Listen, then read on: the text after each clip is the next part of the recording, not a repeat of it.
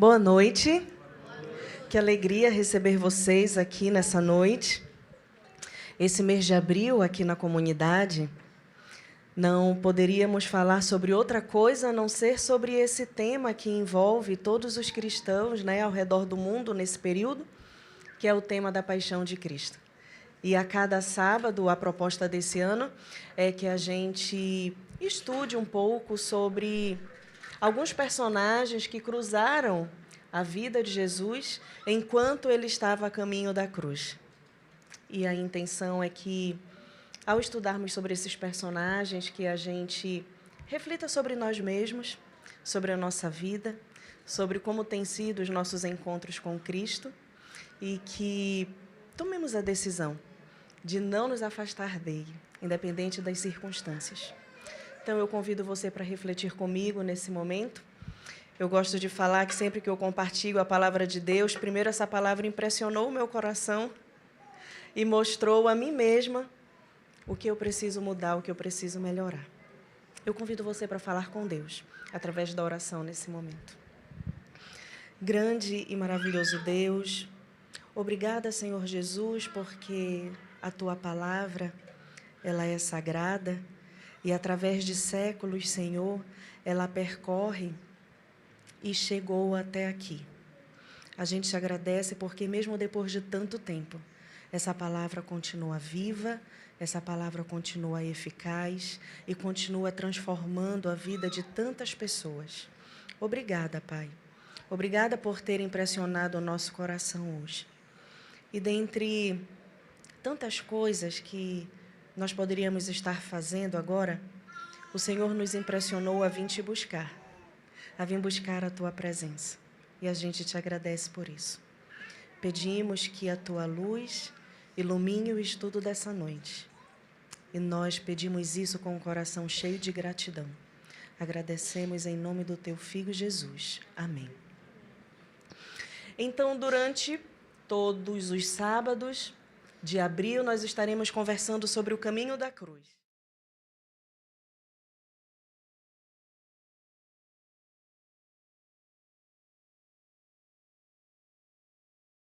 Santa Ceia, a última ceia que ele ministrou, até o momento em que ele foi crucificado. E hoje, a gente vai falar sobre um personagem que é muito conhecido. Muito conhecido. Judas. Eu acho que, dos discípulos, Judas é um dos mais conhecidos. Infelizmente, não por um bom motivo. Conhecido por um mau motivo. E Judas, ele fez parte do grupo dos 12 apóstolos de Cristo, conviveu com Cristo durante os anos em que ele esteve aqui no mundo, desempenhando seu ministério, e durante 3 anos e meio, Judas conviveu diariamente com Jesus. E ele participava de todas as atividades, participava de todas as rotinas com o mestre, viajava, à semelhança de todos os outros discípulos. A gente não tem muitas informações na Bíblia sobre Judas, sobre quem ele era ou o que ele fazia, mas a gente consegue tirar algumas informações de algumas passagens da Bíblia que nos falam sobre quem era Judas. Então, olha só, Judas, como o nome dele diz, ele era judeu.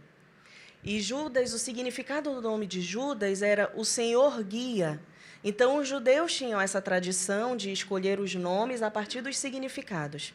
E o significado do nome de Judas era o Senhor guia.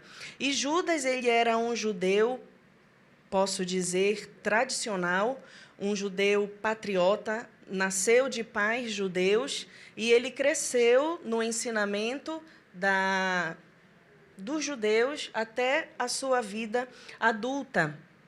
E logo que ele passou a acompanhar Jesus, logo Jesus chamou a atenção de Judas. Como todo judeu, Judas, ele nutria um rancor muito grande de Roma, que era o poder dominante da época. E tudo o que ia de encontro a esse poder dominante chamava a atenção de Judas. Então, Judas gostava quando Jesus confrontava. os líderes religiosos quando Jesus confrontava os romanos, e aquilo fez com que Judas se sentisse atraído pela mensagem de Cristo. E logo então Judas passou a integrar o grupo dos 12, e ele foi escolhido então como tesoureiro do grupo. Judas ele se considerava um pouco superior, porque diferente de alguns dos 12, ele tinha estudo, ele havia tido oportunidade de estudar em algumas escolas da Judeia, diferente de alguns dos outros apóstolos, que eram pessoas mais simples, de profissão bem mais humilde. Então, Judas ele achava que, por ter tido estudo, ele poderia desempenhar uma função importante no grupo, e essa era uma função importante. Ele era o tesoureiro do grupo. E aqui, talvez, tenha iniciado a trajetória de Judas. Esperava um mestre revolucionário. Ele esperava que Jesus vestisse um personagem que iria libertar as pessoas do poder dominante de Roma. E isso fez com que Judas tivesse algumas expectativas em relação a Jesus. Expectativas essas que foram frustradas, porque o próprio Cristo falou que o reino dele não era desse mundo. O reino dele era outro. E a cada vez que Jesus se expressava dessa maneira, Judas ficava irritado, porque ele queria sentar e estar ao lado daquele que seria o rei quando Roma perdesse o seu domínio. E então, Judas, ele, em poucas palavras, eu posso dizer que Judas era um judeu patriota que sonhava com a libertação do domínio de Roma, e ele tornou-se o traidor. Aí a gente tem algumas referências bíblicas a respeito dessas informações de Judas que eu passei para vocês, principalmente em João. Os 4 evangelhos falam a respeito de Judas, mas principalmente Mateus e João falam sobre Judas. Marcos fala muito superficialmente, Lucas também, mas Mateus, que foi um evangelho escrito essencialmente para os judeus, ele fala muito de Judas. E João também fala muito de Judas sobre a perspectiva do apóstolo João, que foi o apóstolo amado, um apóstolo sentimental. Então, João, quando fala sobre Judas, ele exprime toda a sua repulsa diante da atitude que Judas teve com Cristo. E quando a gente para meditar sobre o episódio da traição de Cristo, alguns eventos que antecederam aquela cena no jardim do Getsêmani, que Judas chegou e beijou a Cristo para entregá-lo, algumas cenas antecederam esse episódio que faz com que a gente não justifique, mas entenda um pouco as razões que levaram Judas a agir daquela maneira. E eu trouxe aqui para vocês uma cronologia da traição. Esses eventos estão registrados nessas citações, a gente vai ler alguma delas. E eu já convido quem trouxe a Bíblia, quem não trouxe não tem problema, a gente vai projetar aqui a leitura. A gente vai ler essa citação muito interessante, do momento em que Jesus ele foi ungido por Maria em Betânia. Essa situação decidisse que ele trairia, que ele entregaria ao mestre para os romanos. Então, ali nós encontramos em João, capítulo 12. João, capítulo 12, dos versos 3 até o verso 6.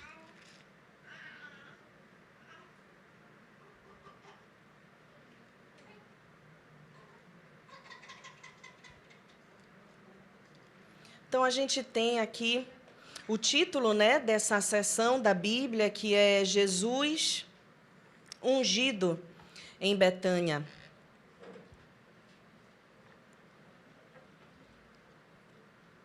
Jesus aqui estava na casa de Simão, alguém a quem Jesus havia curado, e Jesus, então, se deteve ali para um jantar, um jantar onde só estavam homens. As mulheres não eram permitidas nesse tipo de encontro. Mas, contrariando toda a lógica e todas as regras, a Bíblia fala que Maria, então, ela adentrou aquele lugar e ela se prostrou aos pés do Senhor e lavou os pés do Senhor com um perfume muito caro. É assim que a Bíblia fala, capítulo 12, verso 3. Então, Maria, tomando uma libra de bálsamo, de nardo puro, muito precioso, ungiu os pés de Jesus e os enxugou com os seus cabelos. E encheu toda a casa com aquele perfume. E no verso 4, mas Judas, um dos seus discípulos, o que estava para traí-lo, disse: por que não se vendeu este perfume por 300 denários e no deu aos pobres? E aqui a gente tem uma explicação. Judas disse isso não porque ele quisesse cuidar dos pobres, mas porque ele era ladrão. E tendo a bolsa, ou seja, sendo responsável pela bolsa de valores do grupo, ele tirava o que nela se lançava. Então, aqui a gente tem uma citação clara do apóstolo João, já reprovando aquela atitude de Judas, e em seguida o próprio Jesus reprova a atitude de Judas. E em um diálogo que só Judas entende, o Senhor repreende a Judas por aquela atitude, porque o Senhor sabia que Judas não estava interessado em ajudar os pobres. Ele estava interessado em ter o dinheiro, porque ele tirava a parte dele. E então, esse era o verdadeiro interesse de Judas. E Jesus, conhecedor dos nossos corações, ele sabia disso e repreendeu a Judas. E essa atitude de Jesus foi um golpe severo no ego de Judas, porque Judas se considerava um dos principais discípulos. Na Santa Ceia, Judas, na última ceia que Jesus ministrou com os discípulos, Judas escolheu o lugar ao lado do mestre. E sempre que havia uma discussão sobre quem seria o preferido dos discípulos, Judas estava ali no meio, dizendo que ele queria ser o que se sentaria ao lado do mestre quando ele assumisse o poder. Então, o fato de Jesus ter repreendido a Judas na frente de todo mundo fez com que o coração dele ficasse muito chateado, muito irado. E o evento que se segue após isso é o pacto da traição, que a gente vê ainda em João, mas a gente tem também esse relato no livro de Mateus, em que Judas, ele sai dali, da casa de Simão, em Betânia, e ele vai até o local onde estavam os líderes religiosos para poder fazer um acordo com eles. Tomado pela raiva e diante de todas as expectativas em relação a Jesus que já estava sendo frustrada, Judas sai dali, então, e vai perante os líderes religiosos e faz um acordo. O que vocês me dão se eu entregá-lo a vocês? E o plano para matar a Cristo já estava em andamento pelos líderes religiosos. Eles estavam estudando qual seria o melhor momento de prender a Jesus. Naquela altura do ministério de Cristo, era difícil encontrar Jesus sozinho. Jesus já andava rodeado por pessoas. Por onde Jesus andava, tinha sempre numerosa multidão. E como aquelas pessoas não queriam que elas fossem vistas como negativas, elas estudavam ali o melhor momento de prender a Jesus. Então, Judas falou para eles: olha, tem um lugar onde Jesus costuma se retirar para orar. E normalmente ele fica sozinho ali. Eu acredito que ali é o melhor lugar. E como estavam já na semana da Páscoa, na semana da morte de Cristo, esse episódio aconteceu na terça-feira. Já estavam na semana da Páscoa, então eles combinaram que Judas faria um sinal, porque não existia luz artificial. Então, no jardim escuro era sob a luz do luar. E era um jardim com muitas árvores. Então, talvez eles não conseguissem enxergar direito e Judas disse que a pessoa que ele beijasse era Jesus. Então, depois que acontece esse acordo entre Judas e os líderes religiosos, Cristo, então, nos dias que se seguiram, convidou os discípulos, então, para ele ministrar a última ceia. E, nessa ocasião da última ceia, Jesus lavou os pés de todos os discípulos.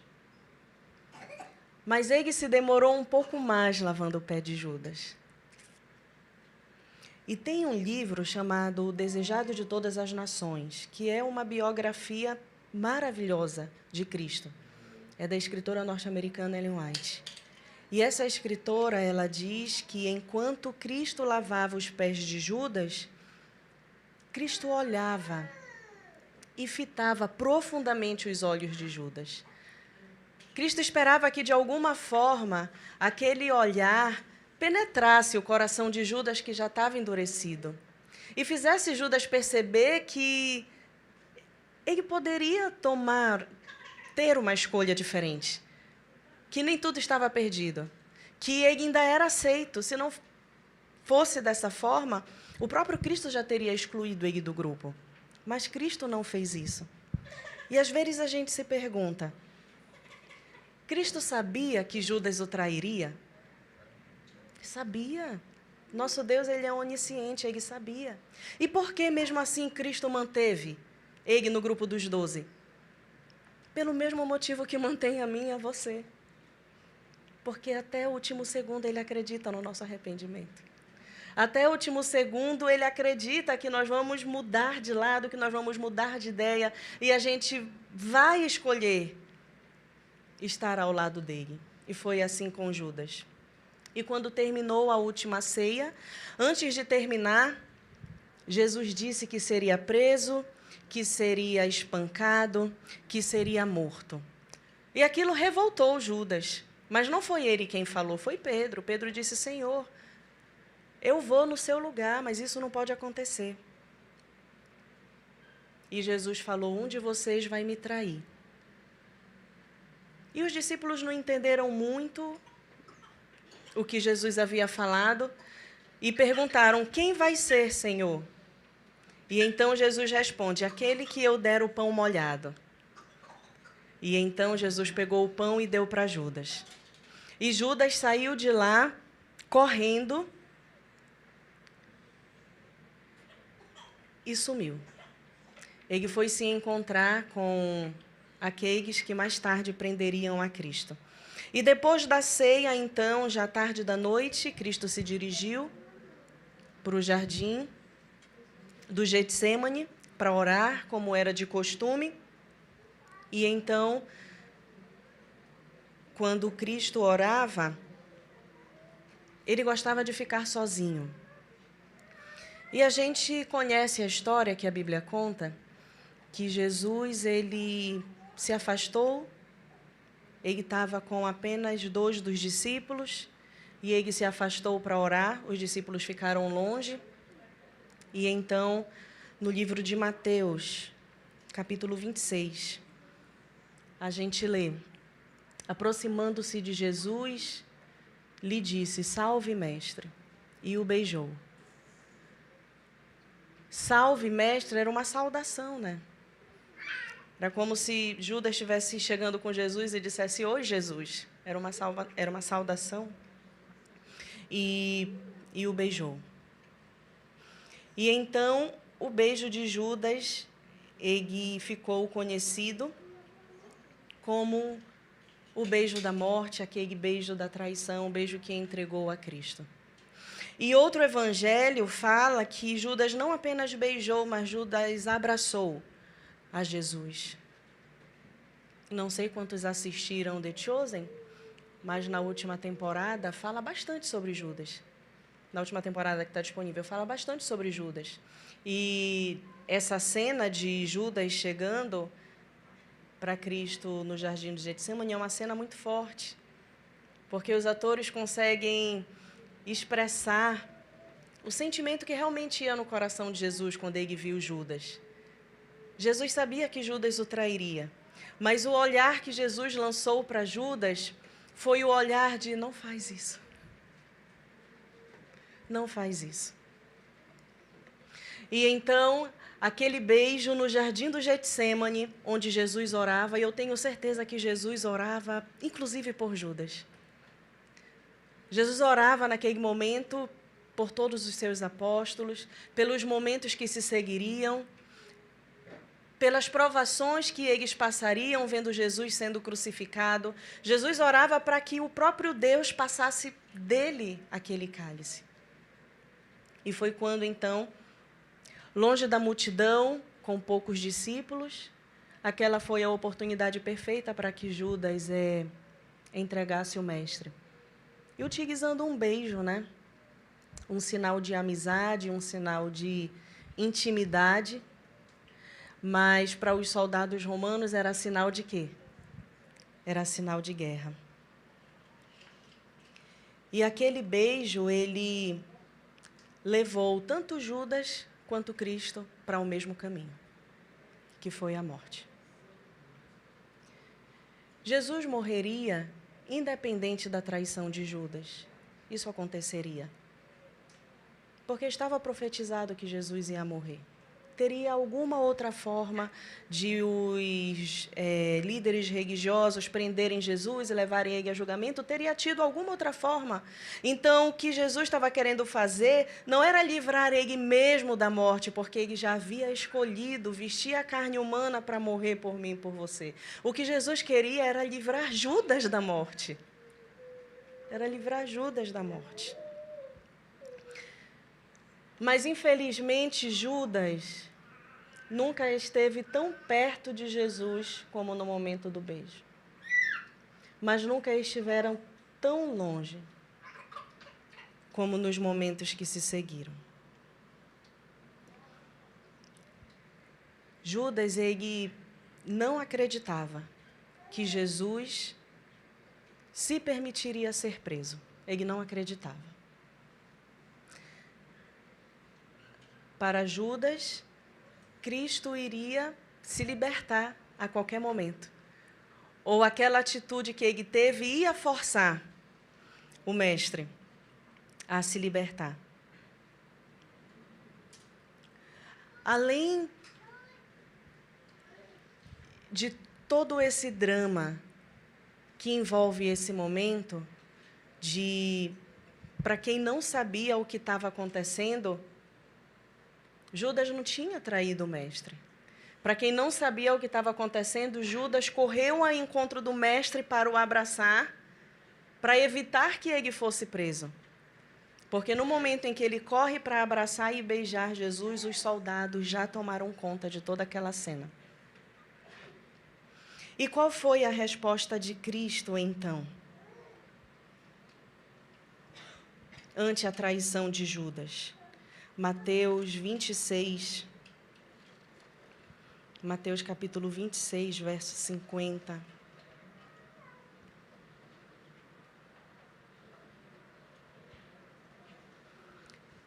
Nos fala a resposta de Cristo. Jesus, porém, olhando, lhe disse: Amigo, para que vieste?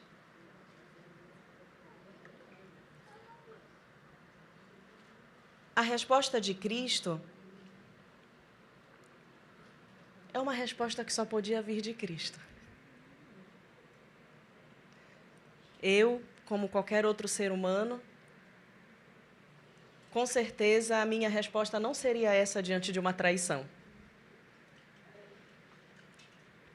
A nossa resposta diante de traição é a resposta de todo ser humano que é dominado pela raiva, pela ira, pela angústia, pelo sentimento de rejeição. Mas Cristo sabia e queria que Judas se arrependesse. E eu imagino Jesus vendo Judas se aproximando dele, já sabendo tudo o que ia acontecer. Eu imagino Jesus dizendo para Judas, meu amigo. Não no sentido de surpresa, porque Jesus já sabia, mas no sentido de angústia, de aflição, meu amigo. É isso mesmo que você vai fazer? E Judas o abraçou, o beijou. E eu imagino que naquele abraço,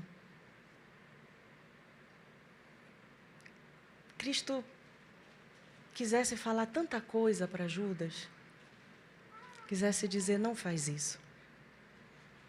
Talvez quisesse dizer, fica comigo. Nem tudo está perdido. Fica comigo, Judas, você não faz ideia de onde isso vai levar você. Judas, fica comigo. Ainda existe lugar para você no meu reino. Judas, nem tudo está perdido. Você ainda tem tempo.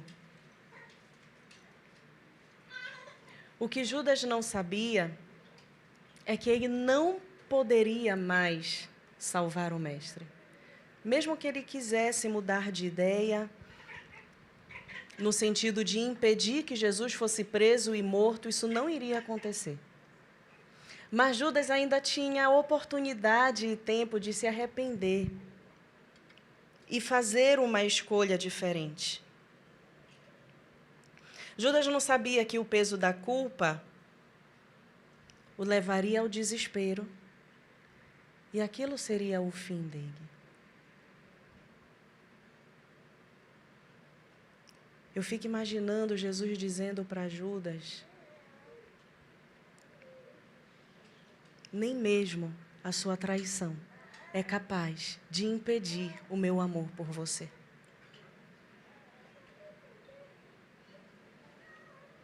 Em vez de Jesus reprovar, isso me encanta, em vez de Jesus reprovar Judas por qualquer coisa, Jesus o chamou de amigo. Jesus o chamou de amigo. E aquele beijo, então, tornou-se o beijo mais famoso da história. Quando a gente fala em Judas, todos lembram do beijo. Mas aquele foi um beijo da morte. Não a morte de Cristo, porque ele ressuscitou e está vivo. Mas a morte de Judas. Judas seguiu o seu caminho. E quando eu comecei a estudar um pouco mais sobre Judas, eu me fiz uma pergunta. Então, será que diante de tudo isso, Judas foi inocente nas suas intenções? Ele tinha boas intenções? No caso dele, toda a trajetória dele justifica as escolhas que ele fez?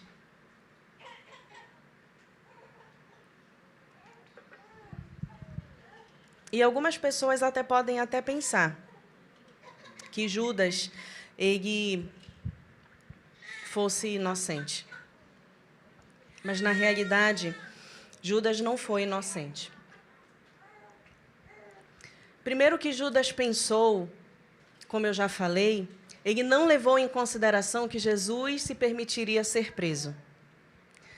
Ele acreditava que Jesus era o Messias. Ele acreditou que Jesus era o Messias.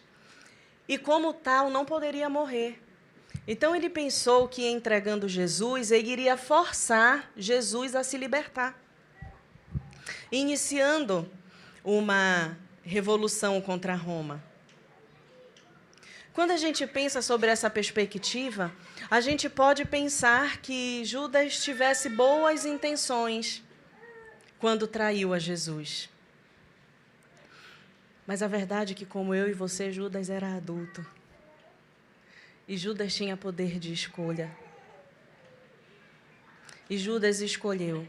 Ninguém forçou Judas a agir como ele agiu. E Judas, como todo ser humano, possuía o quê? Livre arbítrio. O que isso significa? que ele tinha liberdade de escolha. E as escolhas de Judas determinaram seu trágico desfecho. As escolhas. Ninguém pegou Judas pelo braço e forçou ele a negociar a vida do mestre. Ninguém pegou Judas pelo braço e forçou ele a entregar. Ele tomou a decisão. E ele rejeitou de forma insistente o perdão divino. Em várias ocasiões, Cristo falou diretamente com Judas e deu a ele a oportunidade. Se não fosse assim, Jesus não teria repreendido Judas naquela ocasião em Betânia. Foi uma oportunidade que ele teve de rever os seus atos e de tomar decisões diferentes. Se não fosse assim, na Santa Ceia, Jesus não teria dito para Judas, você vai me trair. E Judas poderia ter tomado uma decisão diferente naquele momento. Mas não. E quanto mais a gente fala de Judas, mais o nosso coração se enche de motivos e de razões para acusá-lo.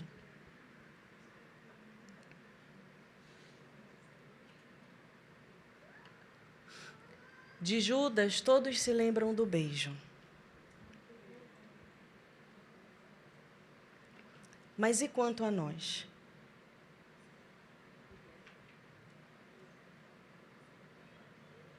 E quanto a nós? Judas foi desmascarado. E a sua traição foi exposta diante de muitas pessoas. Mas e quanto às nossas atitudes que ficam na obscuridade? E quanto às nossas traições?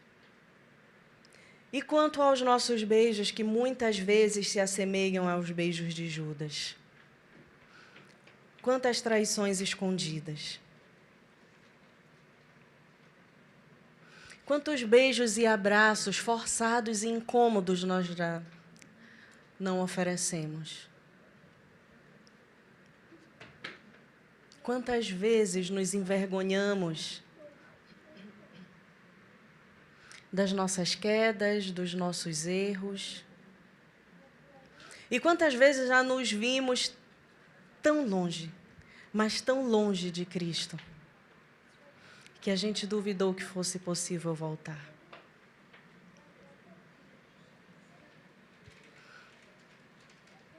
E a gente corre um risco de, como Judas, estarmos tão próximos de Jesus, mas tão longe.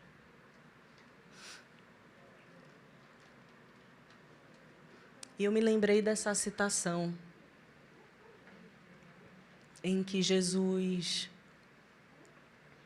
fala com os líderes religiosos que se orgulhavam de orar em voz alta. E Jesus olha para eles e fala: vocês me honram com os lábios, mas o coração de vocês, em algumas versões fala, está cheio de iniquidade. Em outras versões fala, está longe de mim. E esse é um perigo que todos nós corremos. O perigo de vir para a igreja, o período de participar de todos os rituais de uma denominação religiosa, o perigo de servir e ainda assim estar com o coração longe de Cristo.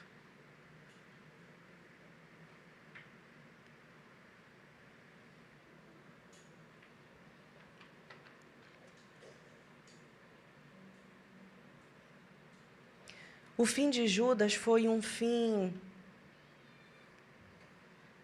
trágico, tanto quanto a vida dele foi. Mateus, capítulo 27, dos versos 3 ao 4, fala o que aconteceu com Judas.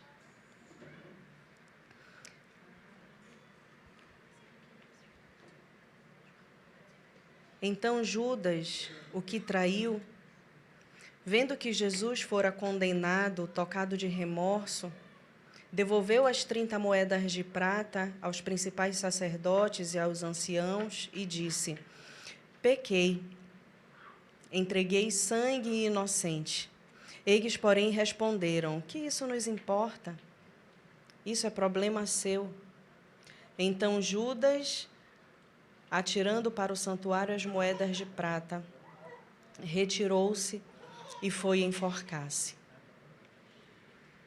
O que eu não sabia e descobri através desse estudo é que, enquanto Jesus carregava a cruz, quando ele saiu da presença de Pilatos e foi levado, então, para o local em que ele seria crucificado, eles passaram pelo local onde Judas havia se enforcado. E eu queria ler junto com vocês essa citação, que está no livro Desejado de Todas as Nações e é confirmada na Bíblia, no livro de Atos, capítulo 1, verso 18.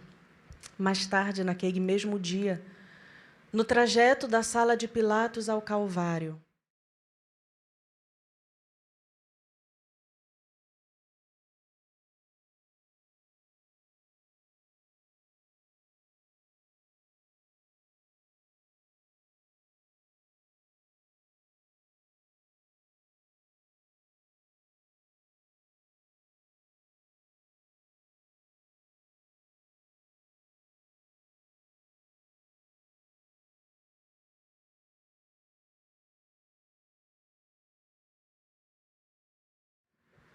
eu fico imaginando Cristo vendo essa cena. Eu fico imaginando Cristo passando por aquele lugar e pensando que tudo aquilo poderia ser evitado. Às vezes a gente pode ser levado a pensar que Judas já estava predestinado a esse fim porque Jesus ia morrer de qualquer forma, que ele fez parte de uma predestinação profética. Eu já ouvi algumas pessoas falarem sobre isso. Mas isso é completamente antibíblico. A Bíblia não fala de predestinação. A Bíblia fala de destinação. Nosso destino é a vida eterna. Deus não nos criou, nenhum de nós, para a morte, nem mesmo Judas. Ele nos criou para a vida. E Ele deseja que todos nós tenhamos vida eterna. E Ele tinha esse desejo para Judas também. Eu fico imaginando Ele passando e vendo o fim de Judas e a tristeza que deve ter tomado conta do coração dele. Até o último minuto, Judas, tendo feito a escolha de se arrepender, ele teria sido aceito no reino de Cristo. O último encontro de Judas com Cristo foi justamente antes dele ser levado a Pilatos, onde ele joga as moedas de prata, onde ele acompanha. Judas foi um dos discípulos que acompanhou Jesus desde o momento em que ele entregou Jesus. Judas o acompanhou, viu ele sendo torturado, viu ele sendo açoitado, viu Jesus sendo flagelado, e ele acompanhava aquilo com muito espanto, e na cabeça dele, ele não vai se libertar. E quando Judas percebeu então que Cristo não ia mudar aquela situação, foi quando ele caiu em si, mas não para o arrependimento, ele caiu em si para o remorso. E ele correu, então, rumo ao seu fim trágico. Eu quero dizer para você, em nome de Jesus, que não existe nada que você tenha feito que pode afastar você do amor de Deus. Não existe profundidade, não existe lugar mais baixo que você tenha ido que você não pode ser resgatado pelo amor de Cristo. Não existe lugar mais longe que você tenha ido que o amor de Cristo não te alcance. Um dia eu cheguei em um lugar tão longe, mas tão longe, tão baixo, tão profundo, que eu não achei que fosse possível sair. E como Judas, eu simulava uma vida de serviço, eu continuava indo para a igreja, eu continuava louvando, eu continuava abrindo a palavra de Deus. Eu honrava a Deus com os lábios, mas o meu coração estava muito longe de Cristo. E quantas vezes eu pensei em fugir, em abandonar tudo, ir para um lugar onde ninguém me conhecia, onde eu não tinha que prestar contas com ninguém, onde eu não teria que estar me justificando para ninguém.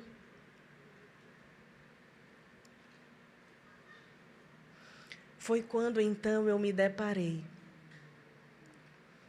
com o amor de Cristo.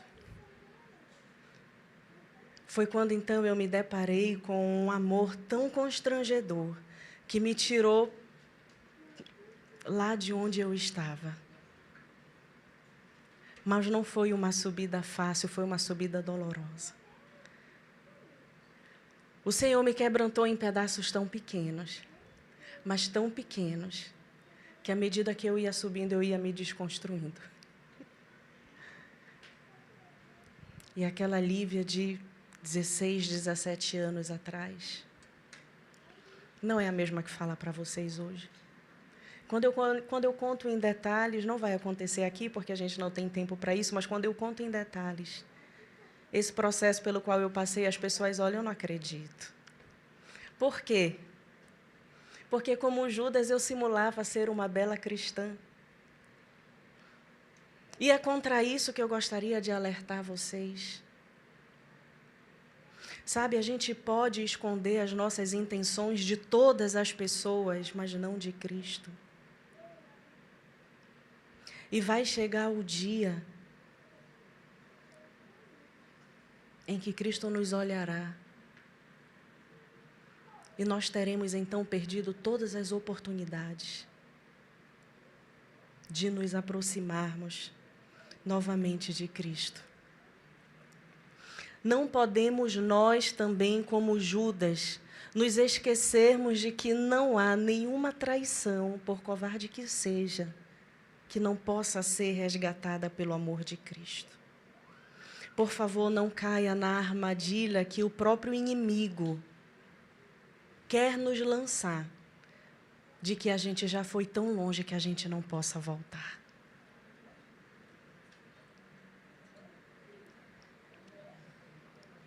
E eu finalizo a mensagem dessa noite com essa citação da Bíblia, que eu amo, é um dos meus versos preferidos da Bíblia. Se o nosso coração nos acusar, Deus, Ele é maior do que todas as acusações. Não existe lugar onde Cristo não possa nos alcançar.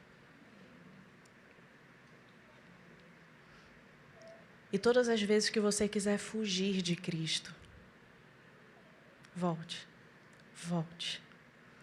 O seu lugar é aqui. O seu lugar é na casa de Deus. Você é filho e filha do Deus Altíssimo. E Ele te ama com o mais profundo amor.